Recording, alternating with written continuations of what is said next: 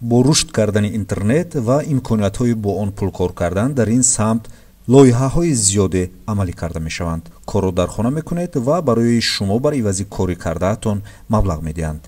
аммо солҳои охир фиребгарон ва қаллобони зиёд шуданд ки тавассути интернет кори хешро пеш мебаранд. гурӯҳи қаллобоне бо номи ширкати русиягии газпром инвест саҳифаеро боз карда мушаххасан таъкид менамоянд ки бо парлумони тоҷикистон лоиҳаеро амалӣ мекунанд то ки сатҳи зиндагии мардум хуб бошад. мо кӯшиш кардем як маротиба ба суолномаҳои ин саҳифа ҷавоб диҳем. пас аз ҷавоб додан ба якчанд саволҳо ба нуқтае расидем ки мо бояд рақам ва почтаи электрониро менавистем. ҳар нафаре ки инҷо рақам ва почтаи электронияшро менависад, аллакай гӯё аз номнавис кардан мегузарад ва ба ӯ кормандони ширкат занг мезанад.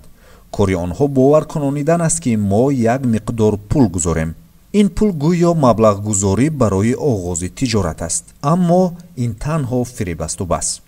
саҳифаро хеле зебо меороянд. инҷо бо расми Сергей Безруков. аз маъруфияти ин ҳунарманд истифода карда расмашро дар саҳифаи аввал гузоштанд, аммо дар саҳифаҳои баъдӣ чизе дар бораи ҳунарманд нест. ҳатто барои бовар кардани мардуми тоҷик расми президенти кишвар ҷаноби Олӣ Эмомалӣ Раҳмонро низ гузоштаанд. ахиран Бонки Миллии Тоҷикистон изҳороти расмии хешро пешниҳод намуд ки ба қаллобон набояд бовар кард.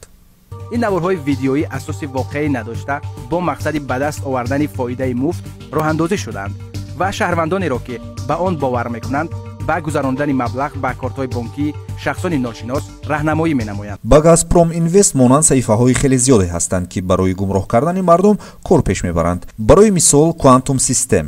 در غوز این صحیفه یوگنی ابراموف نام گویا میلیونری از موفقیت‌های خویش در یک ویدیو نقل می‌کند.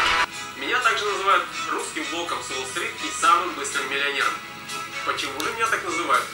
Ну, потому что я люблю деньги и, как вы видите, зарабатываю очень даже неплохо. اما در پایان اعلان این صحیفه در فیسبوک کاربران قلابی بودنش را تاکید می‌نمایند و در شرح‌ها اندیشه‌هایشان را می‌نویسند.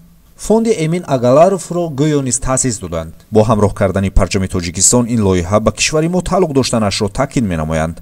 وقتی ما خواستیم به صحیفه وارد شویم، الکی جای برای رقم‌های تاجیکی است، یعنی این صحیفه تنها برای تاجیکان ساخته شده است. باید قید کنیم که امین اگالاروف هنرمند آذری تبار مقیم مسکو است.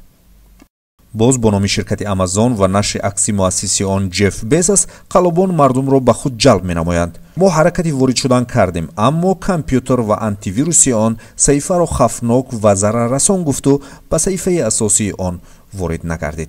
بانک ملی تاجیکستان از شما شهروندان محترم احترام خواهش می‌نماید که برای فریفته این گروه قلابی نگردیدن با چنین ویدیو رولیک‌ها باور نکنید و از گذراندن مبلغ با کارت‌هایی که از جانب چنین قلابان پیشنهاد می‌گردد خودداری نمایید. خلاصه از شماست، خود را احتیاط کنید.